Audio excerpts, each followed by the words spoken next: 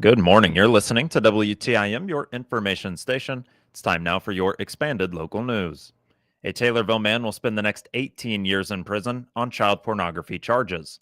62-year-old Philip Wendell was arrested in November of last year after Illinois State Police received a tip that he was in possession of child sexual abuse material. Investigators served a search warrant at his home and later took him into custody. Wendell was originally facing 6 counts, but court records show that he pled guilty to just 1 count in a negotiated deal. The other 5 charges were dismissed. He was sentenced Tuesday to 18 years behind bars, followed by 3 years of supervised release. Wendell has remained in jail since his arrest and was given credit for the time that he has already served. Firefighters in Nokomis have been busy over the past several days, battling a series of combine fires during harvest. The Nokomis Area Fire Protection District says there have been at least 3 separate fires in just the past 4 days, one on Friday evening, another Saturday afternoon, and the most recent on Monday afternoon. At least 1 combine was destroyed, and flames spread to nearby fields, threatening buildings before crews could bring them under control. Farmers were quick to pitch in, using tillage equipment to help stop the fires from spreading. Their work meant extra fire companies were called in for backup, but ultimately weren't needed. Nokomis firefighters say that these incidents highlight how dangerous this dry harvest season can truly be. While winds have generally stayed calm, even a small fire can spread quickly under the right conditions. The Fire Protection District is reminding farmers to keep equipment clean and well maintained to reduce the risk of overheating. They are also urging to keep a charged fire extinguisher on hand and tillage equipment ready in case a fire does break out. Captain Trevor Bray is working directly with farmers to coordinate that response. The department also thanked its mutual aid partners in the Witt Fire Department and the Fillmore Fire Protection District, who are always ready to assist with combines, field fires, or even structure fires. Meanwhile, residents across the Nokomis Fire District are reminded that Chief Michael Smalley has reinstated a burn ban because of the dry weather, and that means no burning of yard waste in Nokomis, Colton, Winona, Ullman, or surrounding rural areas until further notice.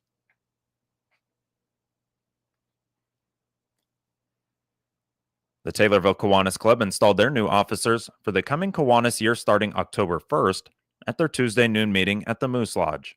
Tim Sutton was installed as the new Kiwanis president, succeeding Bill Asali. Martin Voda was again installed as the Kiwanis secretary, and Blaine Cornwell was again installed as Kiwanis treasurer.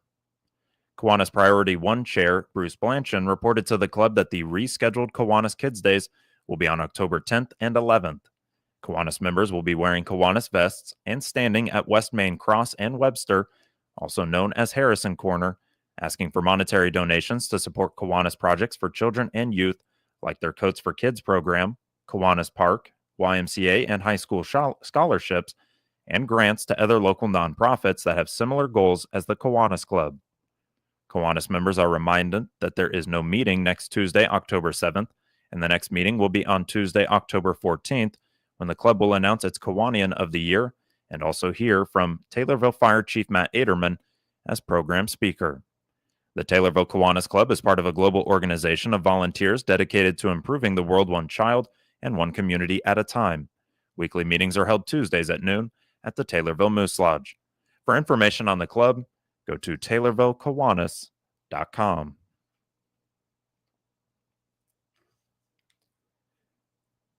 October is Domestic Violence Awareness Month, and one nonprofit organization in Central Illinois is using this time to promote their services along with stories of survival. Dove Incorporated takes their title from the bird species because it is considered a symbol of peace. The word is also used as an acronym, Disciples on Volunteer Experiences, as a reference of how the organization came to be. Dove operates in DeWitt, Macon, Moultrie, Piatt, and Shelby counties. The general public will soon have the opportunity to hear these powerful stories of how survivors who came through Dove not only left their unsafe situations, but are now thriving thereafter. Susie Kinsel is the Shelby County coordinator of Dove Incorporated. She says Dove offers assistance to those escaping unsafe situations at all stages of the process. We offer basically people will say, "What do you do?" And I'll say, "Well, I don't know until I get to work, and it's whatever walks in the door that day." We offer assistance with preparing orders of protection, and we'll appear in court with people and follow that process through the court system. We do counseling for adults and children who are victims of violence. We offer case management, meaning that we try to link people with whatever services they need.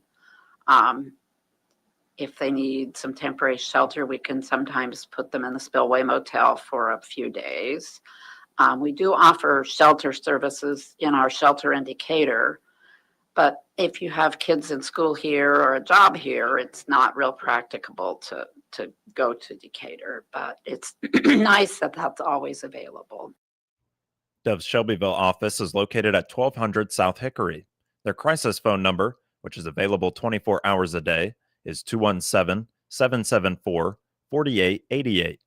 They are also available by email at skinsel, SKENSIL, at doveinc.org.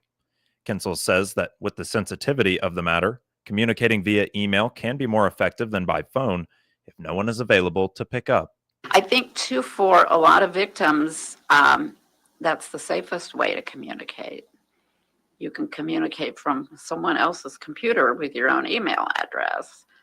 Whereas if a victim is in an abusive situation, the abuser may very well try to police their phone and go through it and see. So if anyone calls and leaves a message who is in crisis, we won't return those calls unless we're absolutely sure it's a safe number. And for Domestic Violence Awareness Month, the Dove offices, with the exception of that of Piatt County, are holding a candlelight service. Shelbyville's service will take place on Thursday, October 2nd at 7 p.m. at the First Assembly of God Church. The purpose is to remember those that have died from domestic violence and to celebrate the successful stories of those who could escape from it. The stories of both kinds are just as powerful. We're excited this year. We have a former victim who is thriving in her new life, who's going to be telling her story, which is always a little bit hard to listen to sometimes, but it's also inspiring when you see how strong they've become. We will be honoring 4 local citizens. We always kind of try to keep that as a surprise until the evening. I can share that one of them is a young local deputy who has only been with the sheriff's department for a couple of years, but has made a tremendous impact. One of my clients was telling me how, for the first time in her life, when he was on a call at her residence for a domestic violence incident, that she had felt listened to and respected, and somebody really cared what she'd gone through. For Kinsel and Dove, compassion is key. It's what has helped them assist so many people who can lead happy lives, which may have at one point not even seemed possible. With that. Right. Our services are never judgmental. You never think, I've heard it all, because the next story will prove that you haven't. Every situation is similar in so many ways, but different in so many others. And you have to, the strongest people I know, and the very strongest person in a domestic violence situation is the survivor, because she lived and kept herself and her children as safe as she could. More information on Dove Incorporated is available at doveinc.org. Susie Kinsel appeared as a guest on the WTIM Shelbyville Morning Show. This will conclude the first portion of your expanded local news, which is brought to you by Taylorville Community Credit Union. Life moves fast and your banking should keep up. This is Will Perkins. At Taylorville Community Credit Union, managing your money is easier than ever. With our 24/7 online banking and mobile app, you can check your balance, transfer funds, and pay your bills. Anytime, anywhere, safe, secure, and just a tap away. For more information, call or stop by one of our local branches. TCCU, local banking that goes wherever you do. Member NCUA.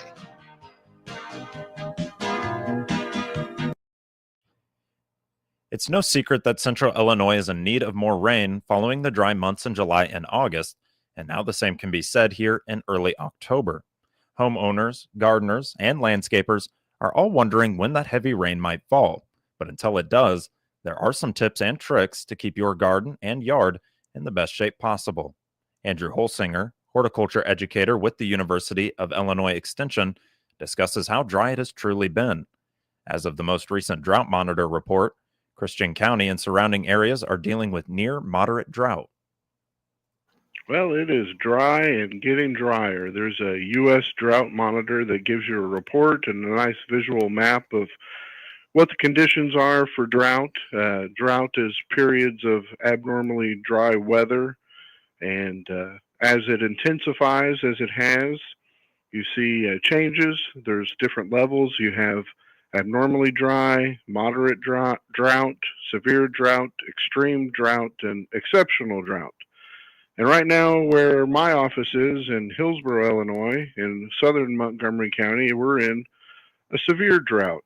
And the rest of the listening area, Christian, Shelby, those counties are in a moderate drought. But only imagine with the lack of rain, it's going to continue to be dry and cause some drought stress to some of our plants.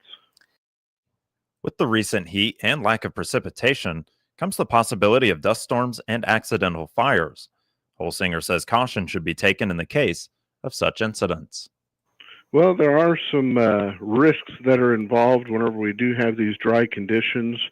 We have the risk of fire. You know, there's been plenty of fires with farm machinery before. I've seen some calls out for people to have their machinery ready with discs in case there are some fires that get out of hand.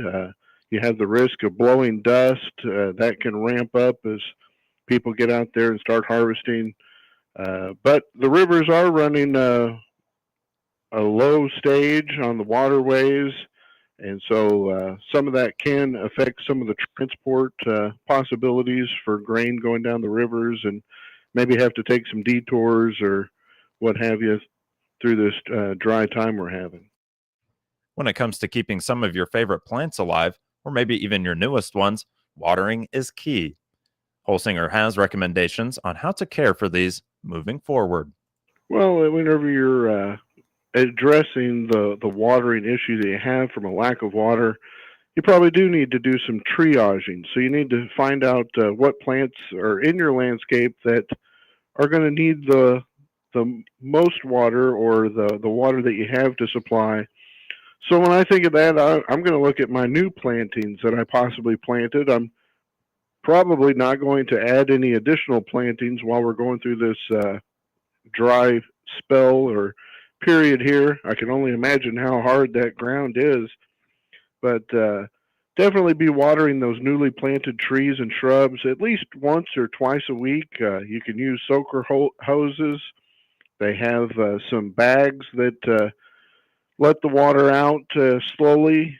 I've also seen buckets with a small hole put in the side and allows that water, but you want to spread that water out to the drip line of the tree or shrub, to where it's not just concentrated there at the base of the tree or shrub, but try to spread it out. Try to avoid watering during the hot part of the day. The best time to water is going to be in the early, like before 8 o'clock, because then you're not going to be competing with the sun and evaporation. Holsinger also has notes on your lawn, even if it hasn't been mowed in months. Keeping your grass as healthy as possible before year end might keep your yard intact for next spring. Well, it's worth saving when it is brown. The cool season lawns, they survive by going dormant. So there's a balance there. Like, do you want to continue watering your lawn, or do you want to let it go dormant? But if it goes dormant for too long, then it can turn gray, and gray is not going to come back when the lawn is dead. So if you're trying to keep your lawn green, you need to apply at least a 1/4 inch per week, maybe a 1/2 inch every other week. keep the crowns alive so that turf can rebound when the rains return. But it does get to a point to where if you have a cool season grass and you don't have the amount of rainfall. But one other thing to think about is you're trying to keep your lawn. If you have patches that you're going to be reseeding, maybe you had a place that struggled. Usually our window that we give is like have it seeded by September 30th, just around the corner. But with the lack of moisture, if you put seed down, it's just going to sit there and it's not really going to do much. It's not going to do anything until it has water, because that's how seeds work, is they imbibe that water and then they germinate, and then you have your plant growing. Find out more about the University of Illinois Extension at extension.illinois.edu. Andrew Holsinger appeared as a guest on the WTIM Morning Show.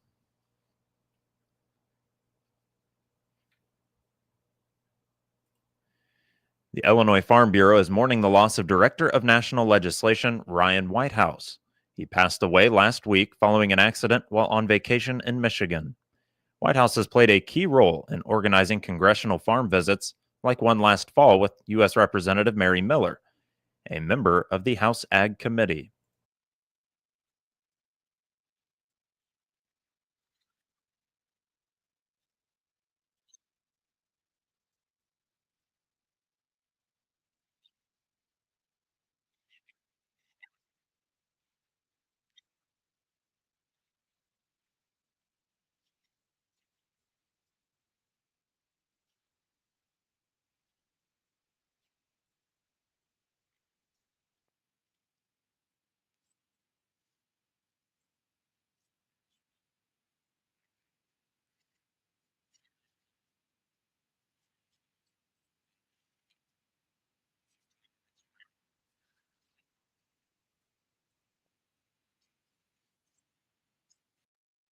Whitehouse was 43. Prior to becoming Director of National Legislation, he served on the local government side at the Illinois Farm Bureau. This will conclude the second portion of your expanded local news, and it's brought to you by CNB Bank and Trust. Life comes with surprises. Your checking account should help you handle them. With Gateway Checking from CNB Bank and Trust, you'll enjoy benefits that go beyond banking. Get cell phone protection, 24/7 roadside assistance, ID theft aid, and even savings on shopping and travel through Bazing. Plus, you'll have the convenience of digital banking, bill pay, debit card access, and e-statements, all designed to keep your money safe and your life simple. CNB Bank and Trust, helping to open doors since 1854. Member FDIC, Equal Housing Lender. Moving now to obituaries, which can be found at TaylorvilleDailyNews.com and are brought to you by Sutton Memorial Home. This is Chad Sparks. When you lose a loved one, your choice for making final arrangements should be with the compassionate family at Sutton Memorial Homes. They know the death of a loved one is difficult. Austin and Evan at Sutton's and the entire staff have devoted themselves to loving and caring for those in their community in their time of need. You can trust Sutton Memorial Homes to assist your family in making final arrangements that will be a tribute to your loved one. Sutton Memorial Homes, caring is what they do best. 76-year-old Mildred Bess Olson of Morrisonville died on September 25th. Cremation rights have been accorded, and arrangements will be made at a later date. Funeral arrangements are being handled by Asali Funeral Home in Morrisonville. 65-year-old Paula Jo Smith of Awanaco died on August 30th. Visitation is October 3rd from 9 a.m. to 11 a.m. at Calvary Baptist Church in Taylorville. Funeral service will be October 3rd at 11 a.m. at Calvary Baptist Church in Taylorville. Interment will be at Awanaco Cemetery. And Paula J. Koonsman of Shelbyville, formerly of Warrensburg, will have a celebration of life being planned for her for October 12th of 2025. Funeral arrangements are being handled by Howe and Yaki Funeral Home in Shelbyville. Quick glance at the weather and what to expect throughout the rest of the week. It'll be partly sunny here today, a high of 86 with a low around 58. Making our way into Thursday, again, mostly sunny with a high of 87. Thursday night, mostly clear. That low drops to 59. Making our way into Friday, it'll be sunny with a high of 88. Calm winds beginning in the afternoon around 5 miles per hour. Friday night stays mostly clear with a low around 60. As for your weekend, Saturday, sunny, a high near 85. Sunday, that sunshine continues with a high near 86. Get details on these and other local news stories at TaylorvilleDailyNews.com or hear them every hour on WTIM. WTIM is your only local news radio.